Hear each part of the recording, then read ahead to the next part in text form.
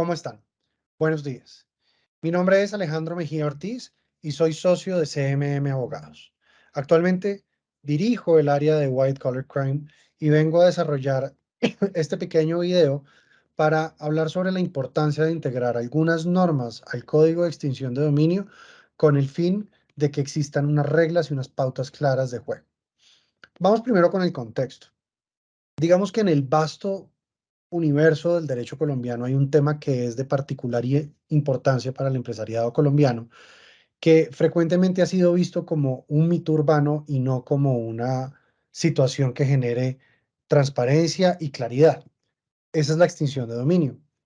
De acuerdo con el artículo 15 de la Ley 1708 del 2014, justamente el Código de Extinción de Dominio, esta figura es la consecuencia patrimonial de actividades ilícitas o que deterioran gravemente la moral social, consistente en la declaración de titularidad a favor del Estado de los bienes a los que se refiere esa ley por sentencia, sin que haya contraprestación o compensación alguna para el afectado. En otras palabras, por medio de esta figura, el Estado declara la pérdida de propiedad de bienes que han tenido o que tienen algún vínculo directo o incluso indirecto con actividades ilícitas y que se encuentran en manos de particulares, o de personas jurídicas. Hablemos precisamente de algunas de las causales establecidas en la ley, donde vamos a poder encontrar que el Estado puede extinguir bienes, por ejemplo, que correspondan al objeto material de una actividad ilícita, como por ejemplo cuando alguien hurta un bien, o bienes que forman parte de un incremento patrimonial que no tiene una justificación razonable o que proviene directamente de actividades ilícitas. Pero ojo con esto, también el Estado puede declarar esa pérdida patrimonial o el derecho de dominio sobre esos bienes que hayan sido utilizados como medio o instrumento para la ejecución de actividades ilícitas. De ese punto justamente surge la problemática que vamos a tratar de abordar hoy. Esta es la segunda problemática. Esta complicación legal que surge de una norma que es como un Frankenstein de muchas normas, unas de corte civil, otras de corte penal, que no tiene una identidad propia y que es bastante grave dentro del Estado de Derecho, está concebida como una herramienta para combatir el crimen organizado y en especial el lavado de activos. De eso no cabe duda. Lo cierto es que esas nobles intenciones que tiene el legislador al crear este tipo de herramientas se han visto realmente opacadas porque en vez de servir para privar a los delincuentes de los beneficios obtenidos por sus ganancias ilícitas o por desarrollo de actividades criminales, realmente se ha visto inmerso en una problemática y es la incorrecta aplicación de esa ley, junto con la ambigüedad en su regulación y la falta de una orientación jurisprudencial, pues no existen reglas claras sobre cómo debe aplicarse algunos espacios que son problemáticos dentro de esta norma. Esta problemática desemboca en que haya indeterminación respecto a algunas posibilidades de defensa o, por ejemplo, lo más importante, la posibilidad de demostrar un estándar que prácticamente se ha hecho inalcanzable, que es el de la buena fe exenta de culpa. Y todavía es más difícil cuando se trata de valorar esa buena fe exenta de culpa, no en el comportamiento de una corporación o de una persona jurídica, sino de una persona natural. Esta ley que es absolutamente sui generis y que es como un Frankenstein porque tiene retazos de normas con corte civil, otras normas que tienen un corte estrictamente penal y procedimientos de todo tipo, realmente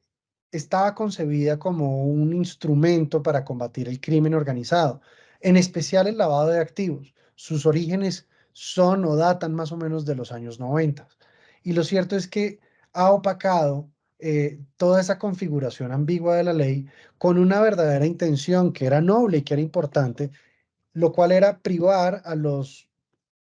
directores del crimen organizado y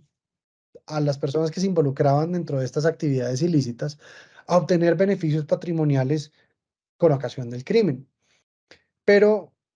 con el curso del tiempo y con la evolución de los años y de las nuevas transformaciones que han surgido de la globalización y otros fenómenos económicos, realmente ha habido mucha ambigüedad con respecto a la aplicación de la ley y su regulación. Uno de los grandes peros que tiene esta ley de extinción de dominio es la falta de orientación jurisprudencial y no está brindando reglas claras para que la ciudadanía entienda cómo comportarse. Justamente hablando de comportamientos, la gran problemática de la ley de extinción de dominio es que termina desembocando en la indeterminación respecto a las posibilidades que tienen los sujetos de defenderse o de demostrar, por ejemplo, la ausencia de culpa, sobre todo cuando estamos hablando del comportamiento de una persona jurídica. No es lo mismo valorar un estándar de conducta de una persona natural que tiene un aspecto volitivo y otro cognoscitivo para actuar y obrar de una manera, que cuando tenemos que valorar el comportamiento de un ente colectivo como una persona jurídica, independientemente de cuál sea su fisionomía. Y en los procesos de extinción de dominio esto es sumamente complejo. Por ejemplo, como ya mencioné, las causales para extinguir el dominio no se limitan solamente por el hecho de haber adquirido la propiedad que estaba contaminada por el origen ilícito de esta, sino que también hay otras causales que tienen que ver con la forma como esa propiedad ha sido utilizada como un medio o como un instrumento para la ejecución de actividades ilícitas. Incluso es tan problemática la ley que permite al Estado extinguir el dominio sobre bienes que, si bien tienen un origen lícito, por no poder perseguir otros bienes cuyo origen ilícito, a modo de compensación el Estado puede declarar extinguido el dominio de estos que no tienen ningún lugar a dudas sobre la licitud de su procedencia. Y aquí surge la duda y la discusión más interesante. Si en Colombia no se admite la responsabilidad penal de la persona jurídica, ¿cómo van a poder ser estos sujetos de extinción de dominio por las causales de uso? ¿Cómo pueden acreditar las personas jurídicas mecanismos de debida diligencia para no llevar a cabo conductas que son susceptibles de culpabilidad? ¿Qué deben demostrar ante los jueces y los fiscales de extinción de dominio concretamente? ¿Cómo pueden hacerlo? Van a ver que cada vez más y más jueces de extinción de dominio se han visto afrontados a este tipo de controversias. Se les ha puesto de presente todo tipo de argumentos que defienden la culpabilidad corporativa en torno a los programas de cumplimiento. Y esta es la respuesta para salir del embudo llamado problemática, los programas de cumplimiento. Pero como este es un tema que está intensamente relacionado, perdón, con el derecho penal, necesariamente hace parte también del white collar crime. Vamos a hablar del tercer punto, la solución al planteamiento de esta problemática. Existe una necesidad de incorporar a la regulación de la figura de extinción de dominio una serie de normas que le impongan a los jueces y a los fiscales la obligación de valorar los programas de cumplimiento de las compañías al momento de evaluar cuál ha sido su diligencia en relación con la adquisición de bienes o con el uso de estos, o incluso con la incursión en actividades que son potencialmente ilícitas, no por su querer, sino desde su ser. No es lo mismo querer ejecutar un comportamiento ilícito que desde el seno de la compañía alguna persona se comporte de una forma contraria a la ley e incurra o bien para bien o para beneficio de la compañía o bien para beneficio de este o de un tercero, una conducta ilícita. Insisto, no son lo mismo. Honestamente, en esta clase de situaciones, si no es la única, tal vez puede ser una de las pocas maneras en que corporativamente es admisible organizarse conforme a derecho en una cultura de organización observando el ordenamiento jurídico. Y mediante esta valoración, que no está instruida, repito, dentro del Código de Extinción de Dominio, las personas jurídicas podrían lograr demostrar cuál es su voluntad, cuál es su querer corporativo, cuál es su cultura corporativa y no verse permeado negativamente en procesos de extinción de dominio por conductas aisladas de las personas que trabajan como colaboradores, como empleados, como directores, como administradores. Todo lo anterior tiene mucho sentido, pues los programas de cumplimiento, como actualmente están definidos en Colombia, programas de transparencia y ética empresarial, o por sus siglas SAGRILAB, como el Sistema de Autogestión del Riesgo Integral de Lavado de Activos y de la Financiación del Terrorismo, se han convertido en una piedra angular en la lucha contra la corrupción, el soborno transnacional y, por supuesto, la financiación del terrorismo y el lavado de activos. Estos son delitos que se dan dentro del contexto empresarial de forma muy frecuente.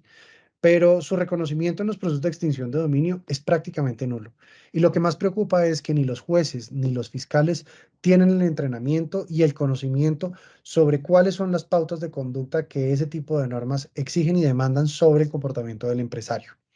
Para que se enmiende esta situación, es necesario incluir dentro del Código de Extinción de Dominio una serie de artículos que fijen pautas claras e interpretativas para reconocer la eficacia de los programas de compliance al momento de valorar si es que una empresa obra o no con debida diligencia y examinar también su aplicación práctica, qué riesgos abarca, qué controles y qué medidas aplica, cómo las han establecido, con qué periodicidad han estado actualizando sus programas, porque no es lo mismo tener un programa de cumplimiento que tener un programa de cumplimiento eficaz, vivo y constante evolución. Vamos a hablar de la cuarta parte de esta discusión, las demás dudas que quedan.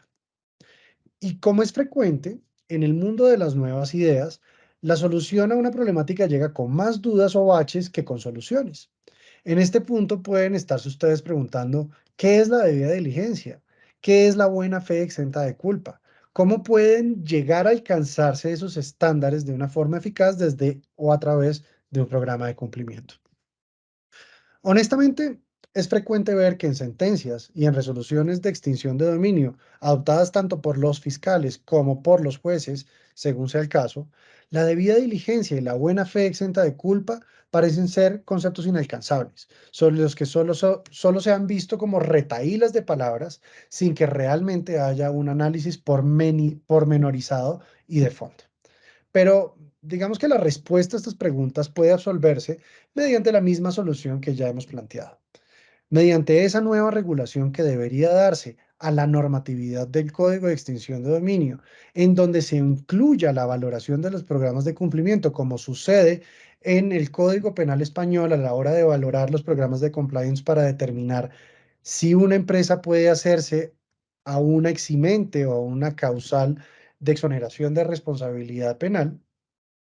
podría establecerse un catalizador adecuado para evaluar si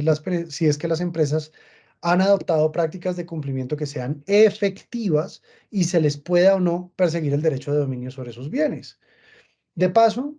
de este modo se van a identificar y a diferenciar claramente cuáles son las compañías que han tomado medidas concretas, claras, adecuadas para prevenir actividades ilícitas de las que han sido negligentes o de las que han sido cómplices de dichas acciones. Los americanos llaman esto como el willful blindness o la ceguera premeditada. Y es que muchas veces las compañías tapan sus ojos ante la posibilidad de tomar medidas para prevenir ciertos riesgos. De eso se trata este tipo de medidas.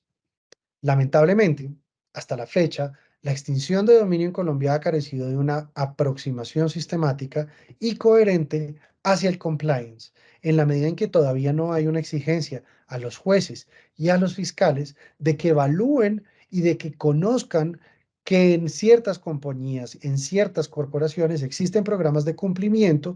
que el Estado tiene por objetivo verificar porque se trata de sujetos obligados. Y si conectamos esos dos mundos, el mundo del cumplimiento y el mundo del código de extinción de dominio, vamos a poder encontrar formas eficaces de probar cuando los bienes han sido adquiridos ilícitamente o han sido utilizados bajo la conciencia de que son utilizados o emprendidos para la comisión de actividades ilícitas, y en esos casos se puede extinguir el dominio sobre los bienes, o cuando realmente la compañía ha obrado conforme con la ley, pero por ciertas circunstancias no es posible perseguir el derecho de dominio. Vamos con las conclusiones entonces. En síntesis, con tantas falencias del sistema de extinción de dominio que hay actualmente en Colombia, los jueces y los fiscales deberían contar con una directriz específica que le permita determinar si una compañía ha adoptado medidas razonables y proporcionales para prevenir la adquisición de bienes o la participación en actividades ilícitas desde el seno de su organización. Esta valoración no solamente sería justa para las empresas que han realizado esfuerzos legítimos para cumplir con las normas, sino que también fortalecería la confianza en el sistema judicial y el Estado de Derecho en general. Además, sería un gran aliciente para que otras compañías puedan verse reflejadas en ese espejo y se sientan atraídas y motivadas a la implementación de estos programas. Por lo tanto, si se concretara la propuesta que estamos exponiendo, además de cerrar las brechas de interpretación que tanto padecen los terceros afectados hoy en día con la aplicación de la extinción de dominio en estos procesos, se impulsaría una mayor profesionalización de los funcionarios en esta especialidad, que es poca. Se fomentaría la uniformidad en los procesos de extinción de dominio, evitando interpretaciones que han sido históricamente arbitrarias y sin una coherencia organizada y sistemática. Pero lo más importante, lo acabamos de decir, esto terminaría estimulando a todas las empresas a asumir la responsabilidad y la ética como pilares de su entorno, pudiendo ser la mejor solución para superar la ambigüedad que trae actualmente el Código de Extinción de Dominio a las personas jurídicas. Muchas gracias por su interés en esta columna y espero que cualquier inquietud nos la puedan formular. Estaremos atentos. Hasta luego.